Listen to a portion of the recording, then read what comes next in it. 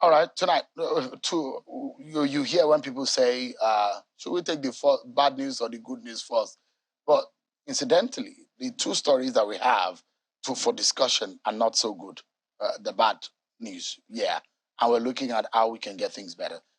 The House of Representatives, the ad hoc committee on the floor on oil theft, has invited several high-ranking officials in the federal government over its investigation into the alleged loss of over 2.4 billion US dollars in revenue from illegal sale of 48 million barrels of crude oil export in 2015. Some of the officials invited at the hearing to answer questions are the Minister of Finance, Zainab Ahmed, the Secretary General, the Secretary of the Federation, Boss Mustafa, and also the Acting Accountant General of the Federation, Siva Okoliabo, and the Nigerian National Petroleum Corporation Limited, among others. The committee is also concerned about the disparity in figures from crude oil sales from 2011 to 2014 and is accusing the Minister of Finance of approving payments to whistleblowers in variance with the whistleblower policy. These are the issues. Allow you to take a listen to one of the soundbites of what transpired on the floor. If there are recoveries being made from whistleblower revelations, we expect those monies to be paid into the accounts of the Federation as required by law, and if any expenditure is to be made, it should come through the National Assembly.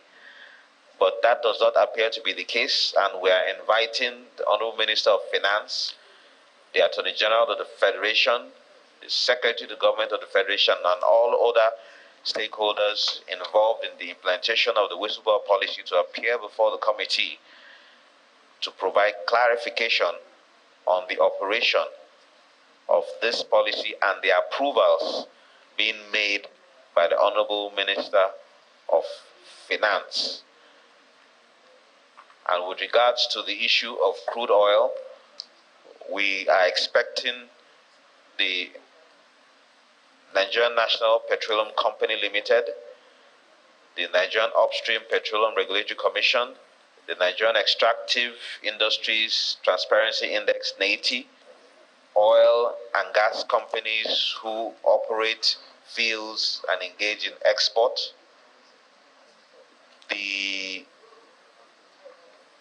Office of the Accountant General of the Federation and the Accountant General himself to be present, including the Budget Office of the Federation, to be present and provide clarification to the issues under investigation. There are certain individuals as well that we need to investigate. Certain whistleblower revelations show that from the Paris crop refund, hundreds of millions of dollars were paid into company accounts without any record.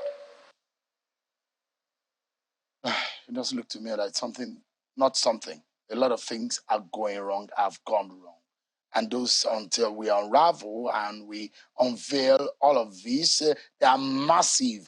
If those who are involved in all of this would tell you, those who have dug into this for years would let you know. One of those who have done a lot of work in unraveling, and one of the first whistleblower on this matter joins me tonight on the program. He appeared before the committee and is here. He's a former member of the House of Representatives and a commissioner, federal commissioner in the ICPC board. No, Code of Conduct. Bureau of Conduct of the Bureau of Conduct of Code of Conduct Bureau, yeah. Honorable Johnson Agboyima, thank you so much for joining us. Thank you for having me, and thank you to our viewers. And I have Data and Policy Analyst, Mr. Johnson Kolawole. Thank you so much indeed for coming tonight. Oh, thank you. Johnson and Johnson, huh? Johnson and Johnson are the ones who are going to be unraveling. He's done a lot of work also in terms of those who have stolen Nigeria blind over the years. Honorable, a lot. I mean, I remember it was in 2016 that we had you on the program. Yeah. And you were saying all of these figures, and I thought that this cannot be true, and these figures can be right. You have a whole lot of documents on your table right there. give us an understanding of how much Nigeria has lost and perhaps the caliber of people or the kind of people that are involved in these alleged sleaze and theft of our common patrimony. Well, thank you, my brother Asheu, and I want to appreciate our viewers, Nigerians. As you may know, of course, there's no need for me to really tell you. You are privileged to most of these information. We've discussed this extensively over the years. You were the first one who also had me on this on your platform to discuss the issue when I was at the time in the House of Reps, a session. That was when, after moving the motion, before moving the motion, I think I have done a lot of extensive work. I traveled out to US to ascertain a lot of information that I was able to gather as at that time. But, you know, I don't want to fail to always say the way it is that those who have tried as much as possible to see that all these are brought to the, at least to the face of Nigerian people, people like Tom Polo, who initiated this from the onset, that there must be a forensic audit to investigate the issue of the crude oil production in this country. Because a lot of Nigerians today, we don't know the figure of production, daily production. We just speculate. They say that is what we hear. So he approached the former president, President Jonathan, which of course, President Jonathan was very also excited. You know, he wanted to investigate from 1999 to present. That was when Mr. President, former president, said, no, we should investigate his own tenure. And so it was a very interesting, assignment. And then the former minister of petroleum of state, that was Desiani, she was not quite, in agreement with the, investigation and all that. And Tompolo was very angry. So, however the case might be, the president agreed, which of course he called for a larger meeting. You know, he was there, and vice president and governors from the Niger Delta region. They were all present. They were present at that meeting. When they would now agree to engage a company, a molecular power system, and they had an agreement. This is the agreement here. The agreement that the government, through Limasa, signed with the molecular power system to engage in try to unearth, to see, to conduct a forensic, and looking at the mapping system. So what year did they start? That was 2011. That's when the molecular system company started. It started, to see that they can see what led Nigeria to global destination, what led the shore of Nigeria. So let's give our viewers the perspective. So Nigeria, we have crude oil, which is underground, as crude as it comes. Yeah. And that is what is being refined into kerosene, into diesel, into petrol, and all of that. But because of our refineries that are bad, we're unable to refine on Nigerian soil. That's a different issue. No, just a moment. I'm giving perspective. Yeah. Because people will wonder, why do the crude have to, or does the crude need to leave Nigerian shores? So there will be a big question on, why does the crude need to leave Nigerian shore? So this crude leaves Nigerian shore, isn't it? This is undeclared crude that left Nigeria shore to global destination. That's what I'm talking about. I'm not talking about the bunkering. Yes, there are bunkering. No, I'm not even talking about, I'm giving but I'm talking about the one that left with ships. Absolutely. That left with ships from our backyard to global destination. And it was 51 countries that the government mandated the molecular power system to undertake. But they were able to conduct 41 countries. And United States was the highest, which of course, what landed in the United States was 391 million plus barrels, worth over $17 billion as at then. So, and and what happened is that we cannot account for it. Government does not know. Not declared at all. Undeclared at all. I'm not talking about undeclared. And the U.S. Custom did a wonderful job by giving molecular power system every detail. Molecular power system, of course, they engage Lomos out of Houston. They are the #1 in the world, having a mapping system to be able to monitor every vessel leaving every shore in the world. So they were able to monitor and undertake and confirm with the custom what landed through Port of Houston and Port of Lake Charles. Mind-boggling. Over 391 million barrels, amounting to over $17 billion as at then. So I don't know what has happened from 2014 to present.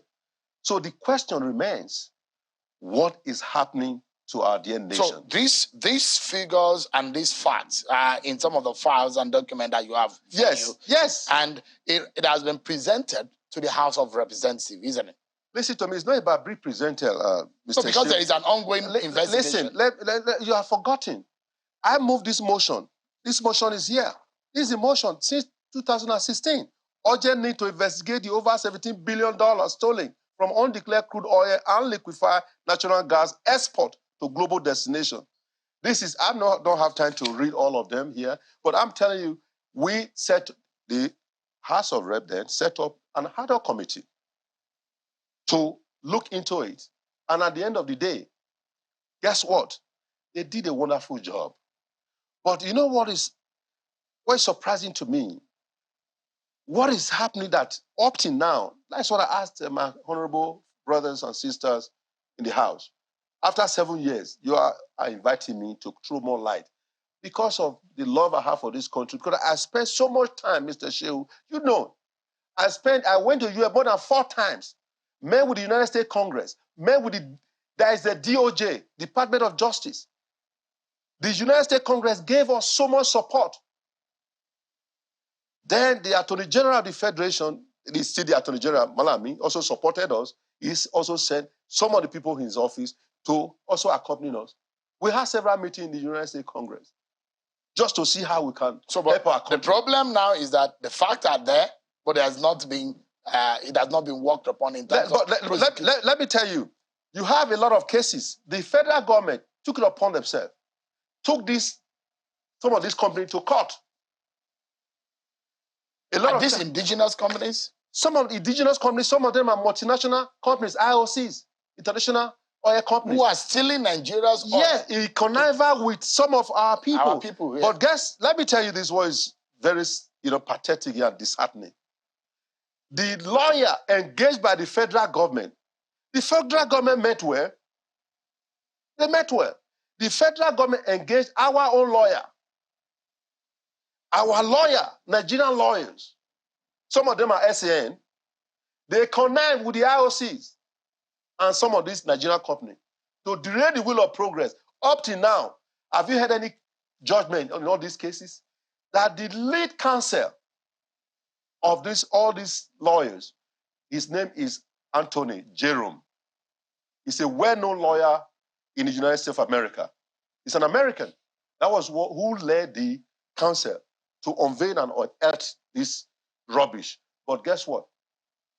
The man said, I gave you the interview he granted. You showed it on channels. Yeah. He said, Honorable EJ, I am not coming back to Nigeria again.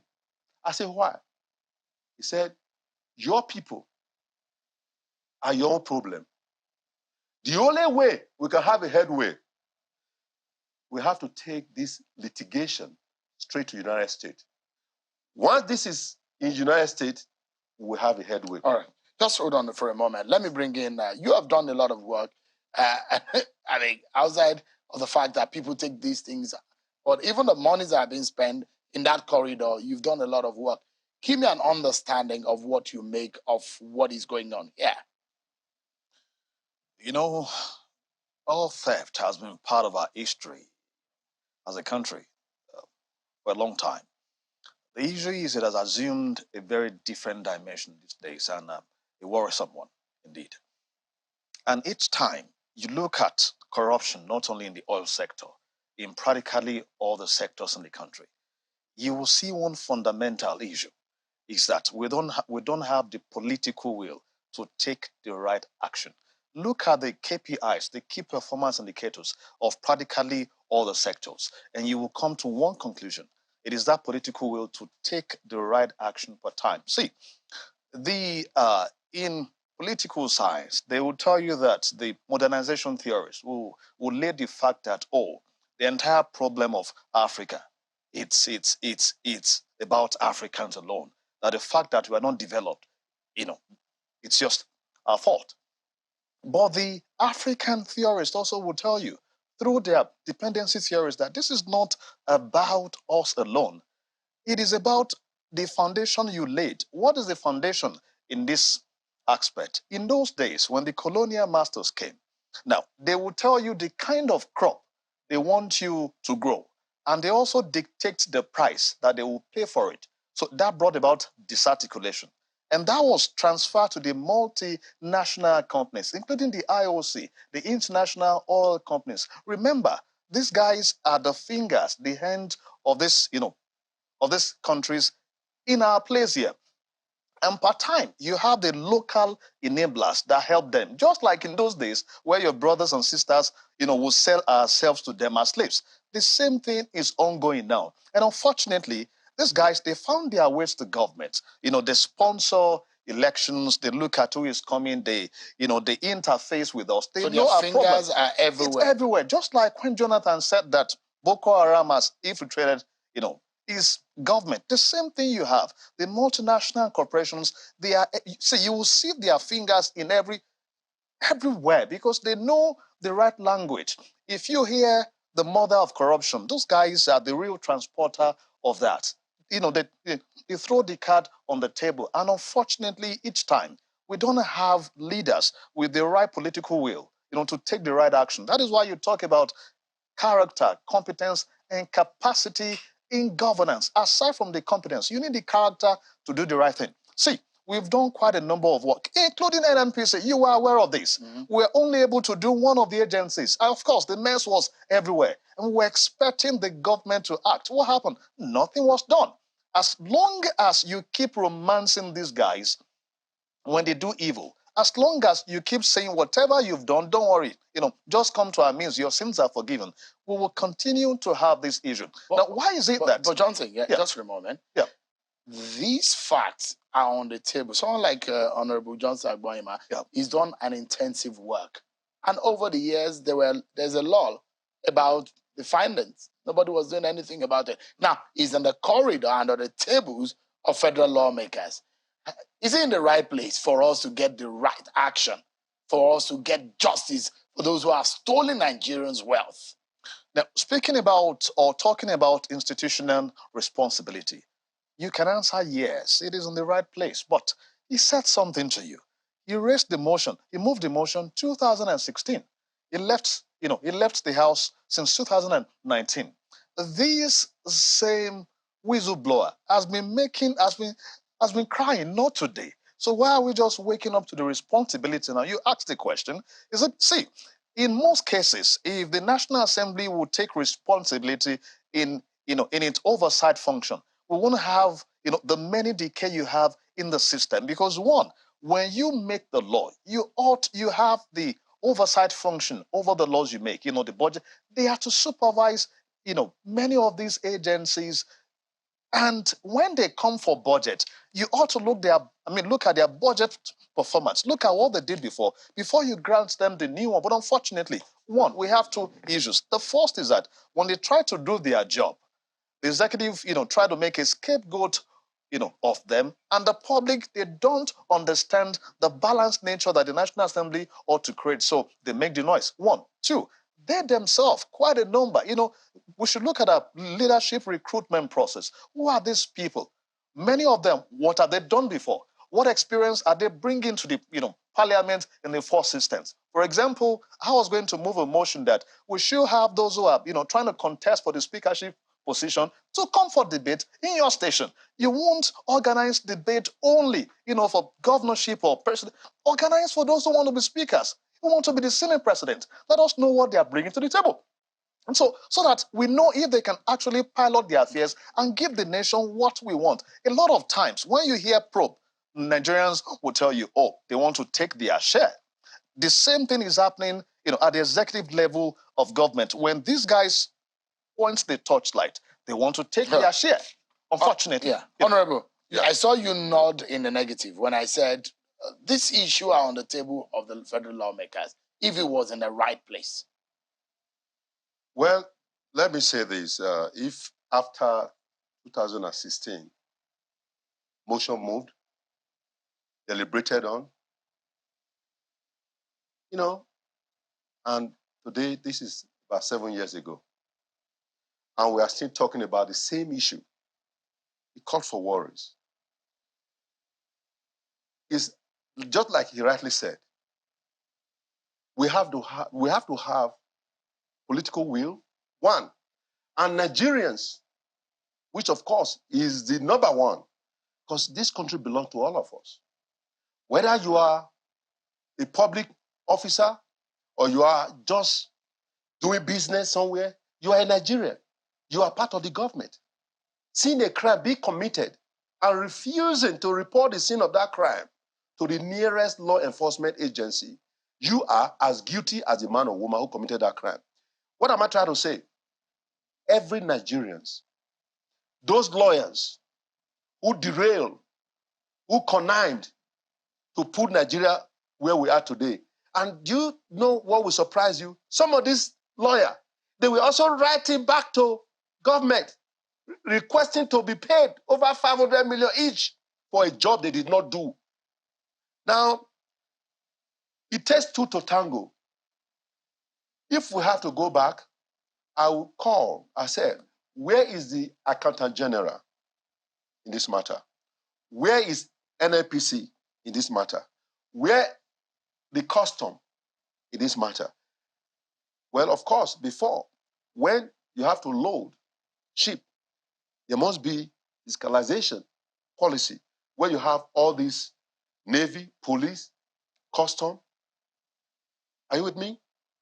And NLPC staff, DPRO, to be at that point where it is being loaded. But unfortunately, now, the meter that is used for the meter purchase by IOC, calibrated by them, owned by them, and operated by them. What do you expect? You garbage in, you garbage out. Now, if you tell me, if NLPC, this is the question, the fundamental question that I need millions of answers for. If you say in 2011, what you declare, the barrels that you declare in 2011 is 301 million. 772, no, 301 billion. 301,770,059 barrels, 2011. I repeat, 301,770,059 barrels at the price that is barrels, $111 per barrel. Totaling, now the receipted money is 33,768,069,602 billions of dollars as at 2011. Now you go to 2012, where I'm having issue. 296 million barrels, 480,785 barrels. Average price of $112 1 cent per barrel.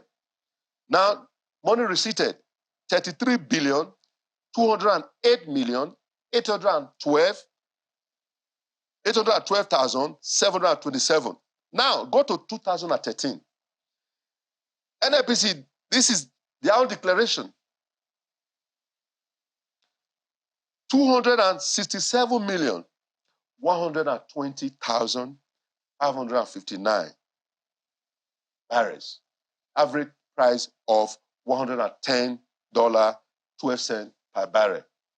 Now, money receipted, 29,415 315,957. This is billions of dollars. Now, finally, 2014, which of course that I undertake, they declared 270,719,119 barrels with the average price of $101.91. With the receipted money, 27,588,985,417 billions. Calculate the total amount of 2011 to 2014. The total barrel is 1,136,090,522 barrels. And the total money receipted, the total amount, dollar amount, $123 billion, 981,183,703 billions of dollars. This is one that will amaze you now. CBN confirmation receipt. In that year, 2011, they said they received $14 billion, 14,345,650,000. So against, what's the difference? The difference is what we... What I mean? No, 2011 from the receipted and what CBN confirmed. 33 billion. And CBN confirmed 14 billion. Listen now. And 2022, I mean 2011. 2012, they received 10 billion, 184,830,000. So how much did NNPC receipt? NNPC receipted 33 billion. So that's almost half of, or more than half. No, it's not half, a thought. Go to 2013. 2013, they received 8,408,000,000. It's reducing. Million. It's million. 479,539. Now, billion. And that same 2013, NNPC received, look, 29 billion. Look at the difference. Hold on. So, now you go to 2014. There is, CBN confirmation receipt, 9,810,551,946. And what did NNPC, what is their declaration? 27 billion receipted. Now, so the total, the total amount from 2011 to 2014 of CBN confirmation receipt is 42,749,912,410 billion. The difference of 81,231,271,293 dollar. So these are the millions of questions. Now, hold on, Honorable, hold on. Yeah. Now, the question is, if nothing was done since 2017, what is the assurance that the same National Assembly will do something now? See, let me tell you, National Assembly are to make laws for the good governance of the people, or the nation. Yes, they conduct oversight function, conduct, investigation or public hearing by calling, stakeholders. After everything is done, it's now sent to the committee of the whole, where it is now, voted upon. Once it is adopted, it is now sent to the executive. It is now left for the executive for implementation. Of which, that's going to be, because this government is really going, it's just... why? So that's a big question. You know why you can't blame the executive alone? If you've turned yourself to an extension of the executive arm of government, so what do you get? Now, if you disagree. Sorry. Hold on. Just the federal government went to court. Sorry, you protect constitution. Let him land. The federal government let him land. Okay, go ahead. Honorable, hold on. Now, if I send you something as a body, and you refuse to act on it, when you send yours, do I not have the power to also, either act or step it down, or insist that if you don't act on mine, I'm not going to act on this? You know, this issue of political affairs, let us settle this internally. We politicize governance, and we have refused to separate politics from economy. That is why leaders must understand the political side of leadership and the economic side. So they are different. So that's why, I want us to wrap up on this, Honorable. Where do we go from here? You've been on this journey for a long time. I mean, it's just a roller coaster. It's mind-boggling. All in circles, and billions of dollars are involved. What would be your submission tonight on the way forward? For me, Nigeria, we are not broke. Nigeria is rich. Just like Barrister Attorney Jerome said to me, he said, EJ, a lot of money has been stolen from your country. You must get it back. Try and do your best. I wept for this country. Where do you start? If the government, in their own will, took this matter to court, and the same we Nigerians work against the same government, the same Nigeria of your own, conniving with the IOC, that is my pain. The only way, like I have gone around, I've spoken to a lot of people, the only way is taking the litigation to the United States. As long as it's here in Nigeria, nothing will be done. Nothing will be done because they are going to circumvent, they are going to compromise because we are our own worst enemy. We need to go now. So you have an attorney general, right? Who selected the lawyers, who appointed them, the executive arm of government.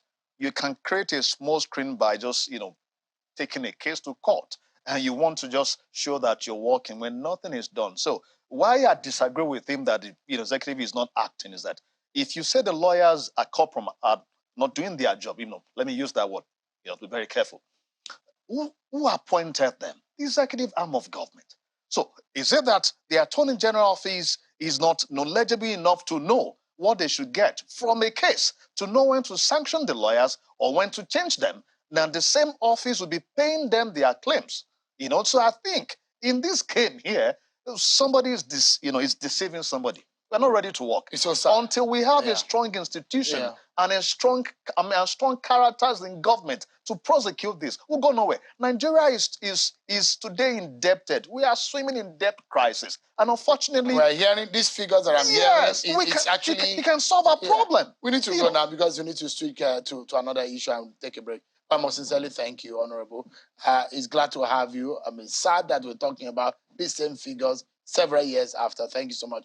Stick around with me. Honorable, thank you so much. It's good to have you.